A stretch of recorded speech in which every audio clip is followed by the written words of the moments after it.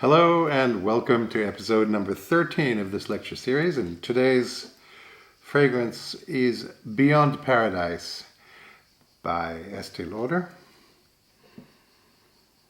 And this one was composed by a good friend of mine, Calise Becker.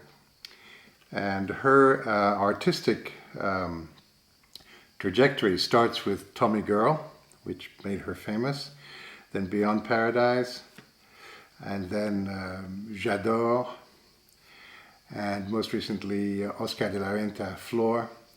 And she is a genius at making completely smooth abstract florals, and I very much love the style. Some people find it just too sort of clean and featureless and soapy, but part of the reason is that this composition is so striking, so well formed, that it's been imitated everywhere, and it's been put in a lot of everyday products like shampoos and hand creams and so on. And so we've become used to the actual structure as a fairly cheap functional fragrance, whereas in fact it was a wonderful fine fragrance. So it's in a sense, this perfume is the victim of its own success. Anyway, I absolutely love it. I gave it 5 stars in our perfume guide, and I still think it's totally wonderful. So you will recall in the last episode, I told you that Andrew Horsfield and I had come to the conclusion that the only way to make a vibrational receptor work was to have the best possible electron donor, which would be tryptophan, and then an electron acceptor, which would be probably zinc, probably bound to a histidine, because that's what zinc likes to bind to, and the odorant in between, and that would ensure that the electron jumps from donor to acceptor through the odorant, and therefore makes the mechanism work. So the problem that we had was that there was no known structure of olfactory receptors. And in fact, at the time of recording, there still is no known structure. By structure, I mean a structure determined by either X-ray crystallography or cryomicroscopy, which are techniques that give you the exact position of each atom in the protein to a very good precision. You can tell where things are. So we have many structures for G protein coupled receptors, which we know the olfactory receptors are, but we don't have an olfactory receptor structure. So it's impossible to go in there and look for the little bits and pieces that I've been talking about, because we don't yet have a structure. That's the bad news. The good news is we have really good structures of the ancestor of the entire family of G protein coupled receptors. And this famous ancestor that I've been talking about is Rhodopsin. So Rhodopsin is indeed a GPCR, but it's completely different from the normal GPCRs that we think about, like the neurotransmitter receptors or indeed the olfactory receptors. And the biggest difference is that it contains the molecule that turns it on permanently, essentially. It's the molecule called retinal, which is the molecule which is sensitive to light, is attached to rhodopsin by a proper bond.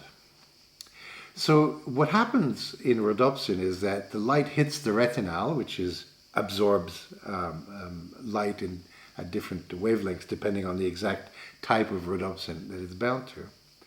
And the retinal changes its shape as a result of absorbing a photon. There's a double bond which rotates. And that turns on the receptor. And then everything proceeds pretty much as you would expect from a GPCR.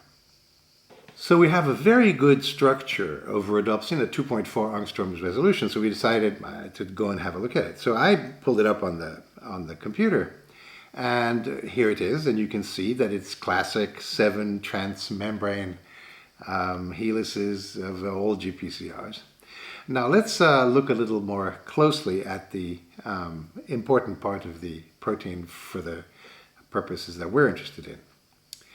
Now I'm going to highlight the retinal now in red.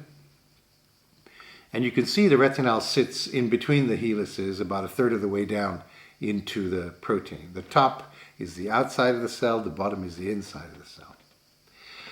So where's the tryptophan? If there's going to be a tryptophan donor, it should be on one side of the retinal. And if you look at the tryptophans in rhodopsin and its cousins,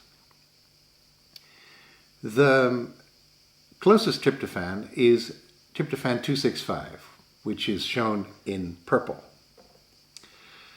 And this tryptophan 265 is conserved in the entire class of GPCRs that are related to rhodopsin. So that's a good sign. That means that it must be very important. Conserved means that in all the different sequences, all the different proteins in different organisms, etc., that tryptophan is always there. That means that evolution doesn't mess with it. That if there's a mutation that removes it, the rhodopsin doesn't work anymore. And we know that to be the case. So now let's look for a histidine, since after all, that's what we expect the zinc to bind to. And if you select histidines and show them in the structure, you find that there is one which is on the other side of the retinal from the tryptophan, and it's shown here in green. So I played with different published structures of rhodopsin, and I identified these two amino acids, potentially the electron donor and potentially the electron acceptor. But every time I asked whether there was any zinc in there, there wasn't any. And this was rather disappointing, because without the zinc you can't do the electron transfer, as I've explained previously. And then one day I was playing around with the best structure of rhodopsin, and I remembered to go and have a look and see if there was a zinc. So I thought, well, let me type in select res name, that's residue name, ZN for zinc. And I hit the return key, and it said it found one. I thought, that's interesting. Let's see where it is. So I selected the sphere for that zinc, and this is what happened. I was completely amazed. So I went back and looked at the 5 structures of that particular type of rhodopsin that I'd been looking at all the time. And to my amazement, only 2 out of the 5 had a zinc in it. The other 3 didn't, and that's why, just by accident, I had missed the zinc, because I'd been looking at the other structures. There was, in fact, a zinc in rhodopsin. It wasn't present in all the structures, but when it was present, it was clearly there from the beginning. It hadn't been introduced somewhere along the line in the purification or the crystallization. It was completely in the wrong place. It was in the middle of the membrane. What I mean by that is, you don't want charges in the middle of a protein, in the middle of a membrane. Any charge is going to be pretty unhappy there, unless it's doing its job as a charge. So there we have all the different bits now of the potential spectroscope. Admittedly, in rhodopsin, it probably doesn't do much, because that's not the job of rhodopsin. I mean, it doesn't really, in principle, care about electron transfer. What it cares about is whether the retinal changes its shape when it's hit by light. But nevertheless, this is a huge thing. The great granddad of all G protein coupled receptors has tryptophan, the molecule bound to it, zinc histidine, exactly as predicted by the vibrational theory. And when I say the great granddad of all GPCRs, take a look at this map of all of them. It's pretty amazing. The GPCR structure is always 7 transmembrane helices, and many of them are derived from rhodopsin. And they do all manner of things, including, of course, olfaction, but all sorts of other receptors, hormones, polypeptides, neurotransmitters, adhesion receptors, all sorts of things are done by GPCRs. And the fact that the origin of it all, rhodopsin, had the bits and pieces that we wanted was a huge encouragement. So we'd identified the amino acids in the structure, but that's not enough to really get answers about electron transfer and everything, because you have to remember all the structures that I've shown you are determined by X-ray, but they're calculated also, they're optimized by software which is entirely classical. So all the molecular mechanics and molecular dynamics, or almost all of it, is done using classical fields with no quantum mechanics at all. Now the jump from classical calculations to quantum mechanical calculations involves a huge explosion in computing power. Typically, for example, on my laptop, I can calculate Rhodopsin using classical force fields, as they're called, all the different parameters. I can calculate it easily. I can do molecular dynamics. It calculates roughly 1 femtosecond every second or something. And you can do a fair amount of work even on a laptop. The moment you go to quantum, it's all over. Doing a simple calculation, for example, on an odorant, which is a small molecule, doing the full quantum calculation on a single odorant, which is like 10 carbons, is maybe 20 minutes on my laptop, and it scales badly. So if you double the number of electrons or atoms, you get 8 times more computation. This is very bad news for calculating electronic structure of proteins. Now, people have been doing amazing things in this field, and it is now just becoming possible to calculate entire proteins using quantum methods. But we decided to do it something a little bit different, which is to calculate part of the structure only, but calculate it 100% quantum mechanically. And the reason we did this was that we believe that if you have donor, odorant, and acceptor with zinc, those are the bits that matter. The transfer of electrons will go from donor to acceptor. And the other amino acids are just basically spectators. And what they contribute is a little bit of charge cancellation of the zinc, as we've talked about, and charge cancellation on the tryptophan if it loses an electron, and this kind of thing. But those things can be approximated by changing what's called the dielectric constant, by choosing an average value for charge cancellation. However, you can do very good, very precise calculations of the energies involved in electron transfer using fully quantum mechanical treatment. And this is what we did. So the first thing that's important to remember is that, as I've mentioned, the retinal is bound to the protein essentially permanently. And not only is it bound to the protein, but it's bound to the protein via a really remarkable chemical bond, which is called an aldimine. And that's a condensation product of the aldehyde, which is retinal, stands for aldehyde, and an amino group.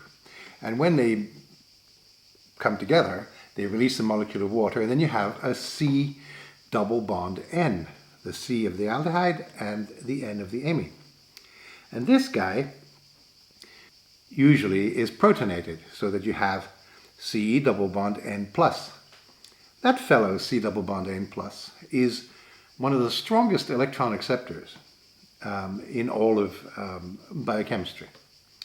And what happens in retinal is really remarkable.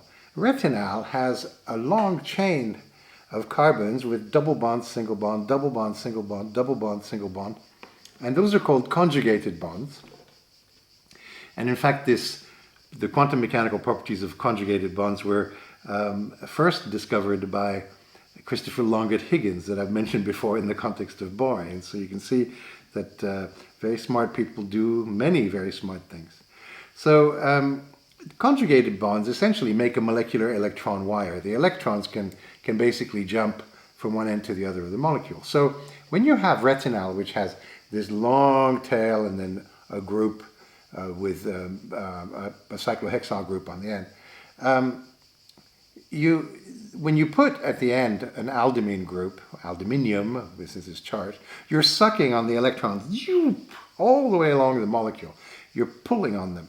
And that basically lowers the energy of the LUMO.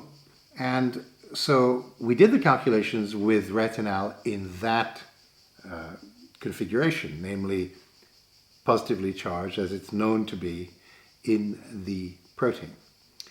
And what you find is quite remarkable. So let me explain how these calculations are done. We take the whole protein and we remove all the amino acids and atoms and everything except for the donor tryptophan, the retinal, the zinc, and all the environment of the zinc, namely the histidine, but also another tryptophan, a glutamine, a part of the backbone of a helix nearby, and so on. So we have still a fairly large system by the standards of quantum mechanical calculations, but tractable. And by tractable, I mean that if I, for example, give the computational job to a computer, as it happens, the computer is in South Africa, and it has 60 cores. It will calculate, optimize the structure in maybe 4 or 5 hours. So it's still a biggish job, and it's computationally expensive, and you have to actually pay for the time. But it's tractable. There's an important boundary, in my opinion, between things that feel like fun and things that feel like work. And one of them is how long do you have to wait for the results? The question that you're asking is this. If I calculate the structure twice, once with all the electrons, what's called a closed shell, each shell of electrons has 2 electrons.